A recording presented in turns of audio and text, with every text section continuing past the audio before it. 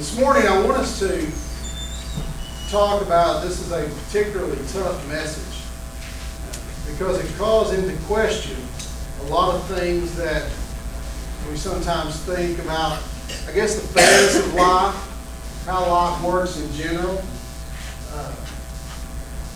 We typically think that if you work hard and you try hard and you do what's right, then everything's going to work out in your favor, right? And that's what we like to think. It's the American dream. Work hard, you can accomplish your dreams, you can accomplish something. We also have this idea of fairness in our mind, that we think that it's unfair for folks who don't try to do what's right and don't try to work hard to succeed in life. We think that's typically unfair. Part of the problem we run into is trying to define what's good. We've talked about that in the past. But when you and I try to define what is good, we fall short, don't we? The reason why we fall short defining what's good is because who do we want to define what good is for? What is good for me? Not what is good for all of us. So for instance, we're back in the summertime. Well, you go back to the spring of the year, where I'm from. There'll be times here when you'd hear people say, well, I hope it rains. And in my mind, all I can think about is every rice farmer in Northeast Arkansas is saying no rain. No rain. We've got to get the crop in the ground. And then you come here to the summertime and you go over to Hot Springs. And Hot Springs, in case you didn't know it, is kind of a tourist town. They've got a little pond over there, Lake Hamilton. And so all those folks over there who are renting boats and they've got restaurants on the water and all that kind of stuff, during the summertime, guess what they're saying? No rain. No rain. At the same time, guess what every farmer in Northeast Arkansas is saying? God, let it rain. Lord, if you love us at all, we'll do missions in the Congo. Just let it rain. So when we start trying to define what's good, we fall short because we think about ourselves, and that's it. And so I want to start by reading a verse that's not up there on the screen. And this is a verse that's going to be very familiar and one that you may have taken on as a life verse at some point in your life. Jeremiah 29:11. For I know the plans that I have for you, declares the Lord, plans for welfare and not for calamity, to give you a future and a hope. Well, what a great verse. If you're going to get a tattoo, you can just get that one on there, right? I know the plans that I have for you, declares the Lord, and they're great plans, and I'm going to give you a hope, and I'm going to give you a future. And he does not define that. Guess who gets to define that? God does.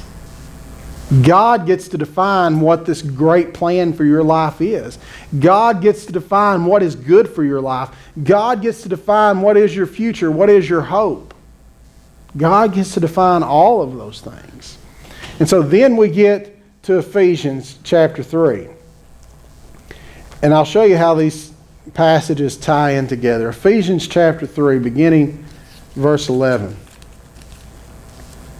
We're getting to the end here of the first half of the book of Ephesians. And so he's talked about what the church is, and then he's going to spend the next 3 chapters talking about how do we put it all into practice.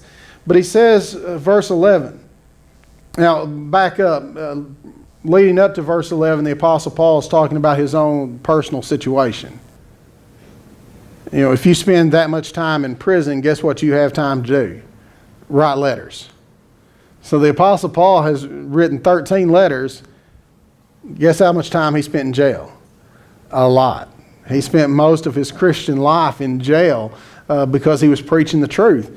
And so verse 11, he says, this was in accordance with the eternal purpose which he carried out in Christ Jesus our Lord, in whom we have boldness and confident access through faith in him.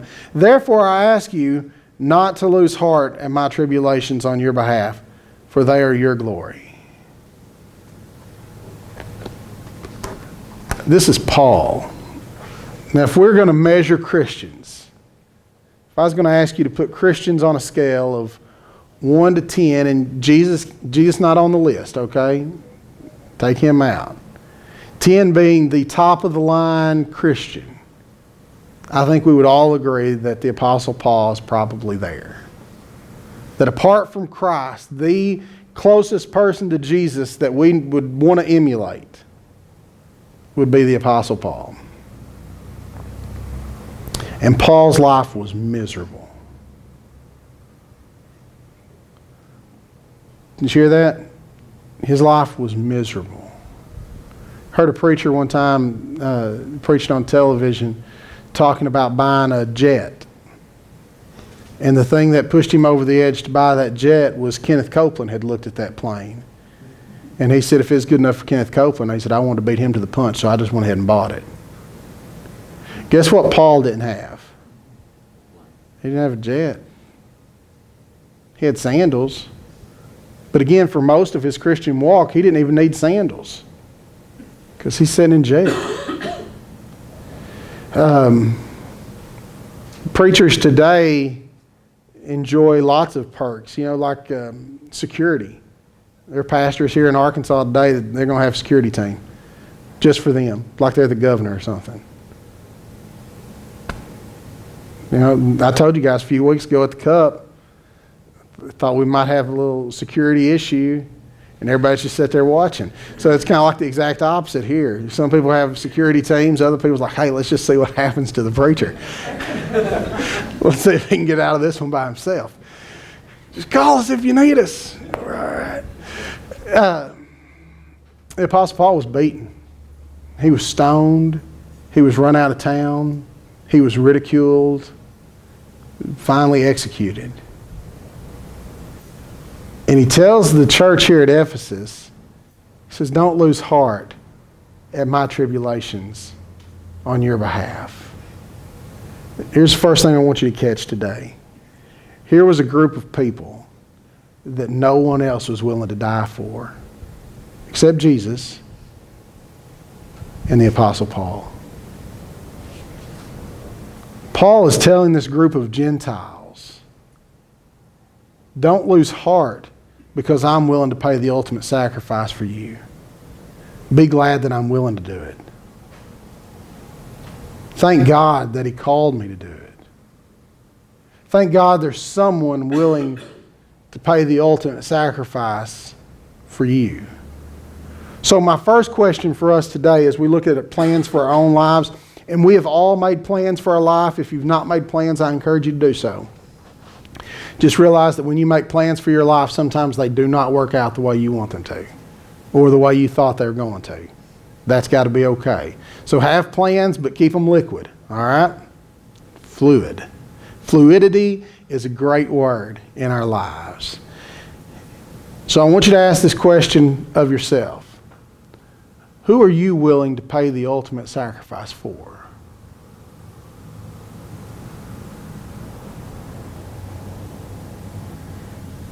Paul had it made. He was a Pharisee. Okay, how do you know he had it made? Remember when they're killing Christians? Paul didn't even have to do that. Paul just stood there and watched other people do it for him. So Paul's in charge. Paul's a leader. Paul's got it made. And he went from having everything he could ever want to dying. And he tells these people, don't lose heart at my tribulation for you. Now these are not just people that he met in the night. We know from the book of Acts that the Apostle Paul was very close to the believers at Ephesus. He spent a lot of time there. In fact, before he went off to Rome, one of the last groups of people that came to meet him would have been some of the elders from Ephesus. And they're sitting around in the room and they're talking and they're like, how can we get you out of this, Paul? You don't have to, there's got to be another way. And the Apostle Paul, so confident in his relationship with God, looks at these people and he says, this is the way. This is the plan. The challenge for us, I think, is to let go and realize that God does have a plan. And that our plan may not match up with His. And when they don't match up, it is our plan that needs to fall to the wayside and not His. Because I believe Jeremiah 29:11. I believe it with all of my heart. I believe Jeremiah 29:11 just as much as I believe John 3:16, that God has a plan for my life. And it is a plan for good. It is a future and a hope. And it is His future, it is His hope, it is His plan, it is His good for my life. And it is His for yours as well.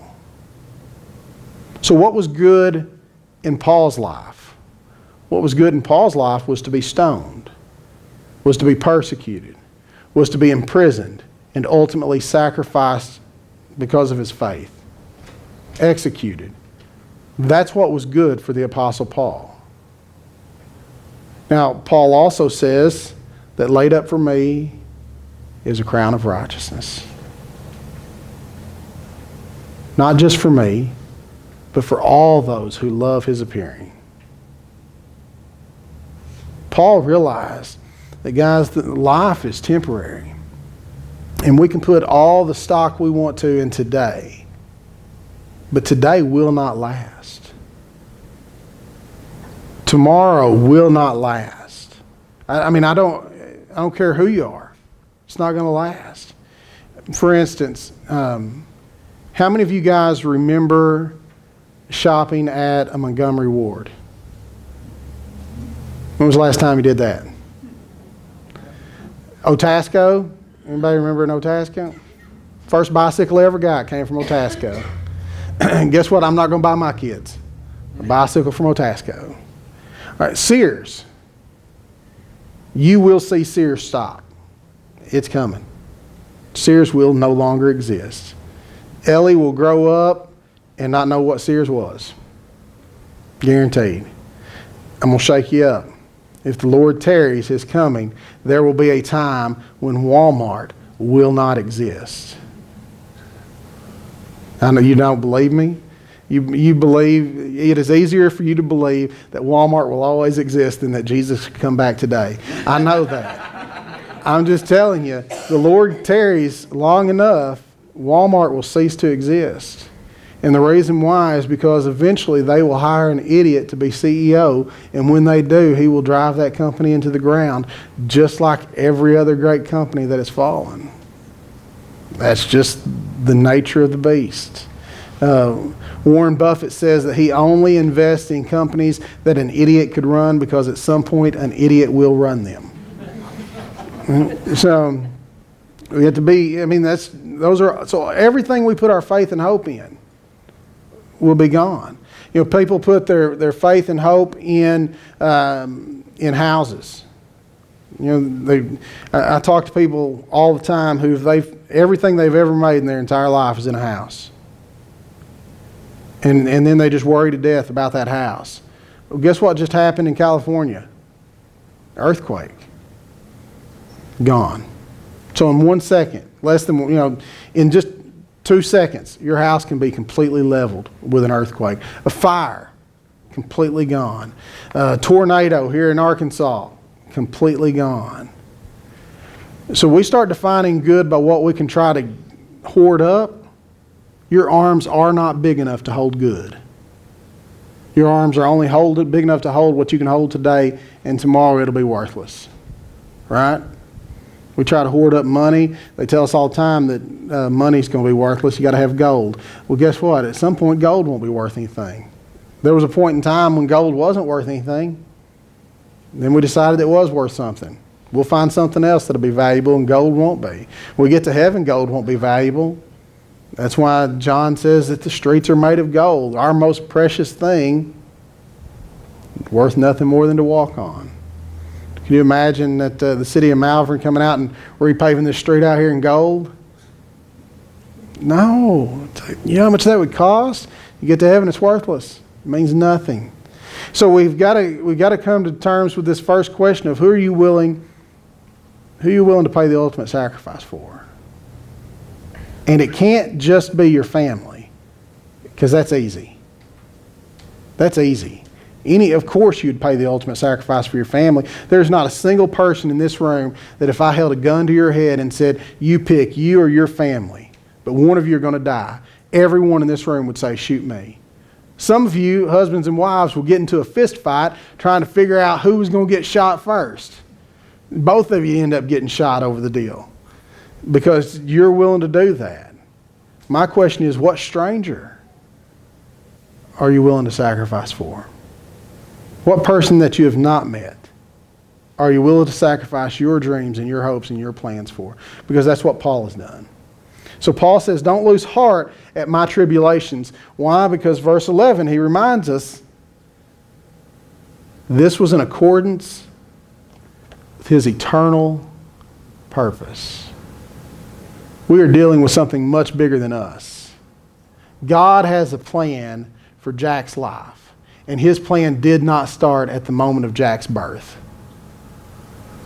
His plan for Jack's life did not begin at the moment of his retirement. Jack may have scratched his head and wondered, what am I going to do when I retire? From eternity past, God had a plan for Jack. Not just to pick on Jack, he had a plan for you too. A plan for all of us. Faye's thinking, I wish the plan included more housework. I don't know that for a fact. I'm just guessing. That's what Chris would think. But Paul says this was in accordance with his eternal purpose.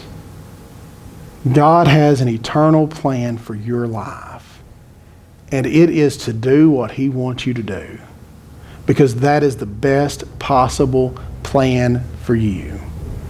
So that's the first thing. Who are you willing to pay the ultimate sacrifice for? The second thing, as we look at this, and we've been talking about the whole morning, is how do we learn how to transition from what we want to what God wants? And that's not easy, is it? It takes practice. You just got to keep practicing. There are times when Ellie will say, can I have some juice, please? There are other times when she says, get me some juice now. And just a holdover from when she was a little baby, Caroline does that. Caroline starts crying because she wants a bottle and she wants it right now. And she doesn't understand. Hang on just a second, I'm getting that. Why don't you already have it? So we teach them and we practice. So when AK says, give me some juice now, we say, can I please have some juice? Dad, will you get me some juice, please? Hoping to teach her. Ellie's a little farther down the line, so most of the time she gets it, but sometimes she reverts back and says, get it to me now. So I think for us, how do we transition from our plan to his plan is it's just practice. And it's one of those that it is easier for you to do on your own than it is for God to do it for you. And that's just FYI. It is easier for you to do it on your own than it is for God to do it for you. It will hurt much less. For instance, this last week, Chris and I were driving down the road. We were going to Hot Springs, and she just looked over at me and she said, what's wrong? I said, I'm just kind of down in the mouth right now. And she said, why? And I said, I realize because I lived the bulk of my life with no concept of the word moderation in regard to food, that I put myself in a position where the only thing to help me was to now be in a position where I never get to use the word moderation again. For instance, I was a big fan of Snickers. It has been over 2 years since I had a Snickers. Do you know how long it'll be before I have another Snickers? I'll never have another Snickers. Because I refuse to have moderation. Reese's Peanut Butter Cups. Halloween. Oh, I loved Halloween because I'd, buy candy to give away. And I'd eat that bag of Reese's Peanut Butter Cups before I got home. And because I had no moderation, I will never again eat a Reese's Peanut Butter Cup. That's just the way it is. And so it's much easier for us to make the changes ourselves than it is for God to teach us a lesson. So my prayer for you guys is that you learn on your own without God having to teach you a lesson. Because if he teaches you a lesson, it hurts. It's much easier not to. Just to remind you, then I got invited to Jack's small group that Wednesday night before I started my liquid diet on Thursday morning. And so I had all these grandioso plans of what I was going to eat that Wednesday night. And I got Stouffer's lasagna and a piece of birthday cake. And then I went home and was depressed because all I ate was, because I didn't want to look like I was gorging myself at Jack's group that night, because they all knew the next day I was starting that liquid. Anyway, teach yourself a lesson. It's much easier. So then we get on down here, verse 20 and 21. He says, now to him who is able to do far more abundantly, beyond all that we ask or think. Did you hear what Paul has been talking about this whole time? How miserable his life is from the world's point of view. He is in prison because of these people. He is in prison because of the gospel. His life has not turned out the way that he had planned. And yet in the midst of all that, he says, now to him who is able to do far more abundantly beyond all that we ask or think. I think Paul had shifted his thinking, don't you? Paul realized what was good for his life was to do what God wanted him to do. And Paul realized the bigger picture. Paul could have had this and been very happy. But guess what, folks? Almost 2,000 years later, guess who we're still talking about? Almost 2,000 years ago, a man named Paul did what God wanted him to do. And today, legitimately, I can say this, today every one of you in this room is a believer in Jesus Christ because of the Apostle Paul. Every one of you. Could Paul have thought that? That's why he said he's able to do far greater than we can even think. Guys, I want to be a difference maker. I want you to be a difference maker. I want Ouachita River Fellowship to be a difference maker. And it starts by realizing that God has a plan for you and he has a plan for us. What is it? So that's our prayer for God. Our prayer for God is, God, what is it? Now here's where you have to put yourself in check, because I'm fine with getting a plan. But when I get a plan, how much of that plan do I want?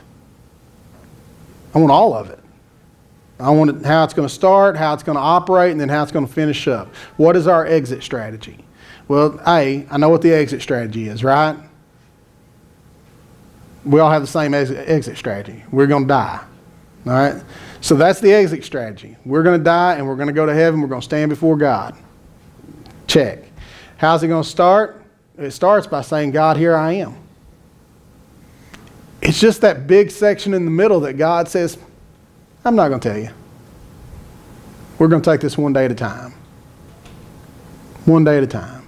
So today, we wake up and we say, God, I don't know what your plan is for me today, but show it to me and then give me the wisdom to do it. That's got to be our prayer. And I'm convinced, folks, that if I'll pray that every day and if you'll pray that every day, we will never find ourselves in the place where we are not in God's will. Every day of your life, you'll make God happy because you'll be doing exactly what he wants you to do when he wants you to do it. But it just takes starting. And it takes courage. That's the thing, is it takes courage. Because not every Christian has everything that the world says you ought to have. Some Christians die because of starvation. Some people put themselves on the line and go to West Africa and contract Ebola in the name of Christ. Can you imagine that? And that was not a single doctor, was it? Wife and kids. Got a family. Can you imagine him stepping on that, stepping away from them to get on the airplane to go? And his wife's like, be careful. And the next thing you know, she gets a phone call. Oh, by the way, your husband's going to be all over the news because he has Ebola with a death rate of 50%. My hope for that doctor is that this isn't the end for him. that he continues to do missionary work and activities. And I feel certain that he will, because he realizes it's not about him. There's a bigger picture. So guys, that's my prayer for us, is that every one of us say, God, what's your plan for me? And that we'll go out and do it. And that is hard and it is scary because we don't know the answer. We don't see tomorrow. We don't know what's going to happen tomorrow. We just have to take one step in front of us. That's what Chris tells me in jogging. Jogging is this, is putting one foot in front of the other. That's all it is. You put one foot in front of the other and one foot in front of the other. I'll close on this little, maybe this will help make sense. Anybody ever drive somewhere at night for the first time? You don't know where it's at. You've never been there before and it's dark. We've got this neat invention on our vehicles, not GPS, called headlights. And headlights are amazing things, aren't they? Because it can be pitch black and your headlights allow you to see what's in front of you.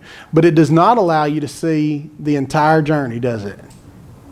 It allows you to see 100 feet in front of you. But guess what happens when you travel that 100 feet? You get to see the next 100 feet. And when you travel those 100 feet, you get to see the next 100 feet. And then occasionally you've got to turn, and that's where it gets really scary, right? Because you don't know what's on that turn. But as you turn, guess what happens to those headlights? They go right there. Drive through the hills. Anybody drive through the hills at night? You don't know what's around that next curve or hill until you get there and your headlights illuminate everything in front of you. And then you see all those deer standing on the side of the road. Guys, that's faith. Saying, God, I don't know what tomorrow holds. I can't see that far in front of me. I'm just going to put one foot in front of the other and I'm going to trust you. That as I need to know, you will show me more. All right? We're on a need-to-know basis with God. Sometimes we want, it's kind of like, was it Born on the 4th of July? Jack Nicholson says, you can't handle the truth. I mean, I have a feeling that if we were to have an honest conversation with God, a few good men, thanks, Raymond. If we were to have an honest conversation with God, at some point God would quote that. I just wonder, would he say, as Jack Nicholson said in A Few Good Men, or would he say, he's quoting me, as I say, you can't handle the truth. If I were to say, God, what is going to happen 5 years from now, 10 years from now, 15 years from now? God would look at me and say, you can't handle the truth. Recently, I got to watching this television show. And I got in on the thing late and was watching it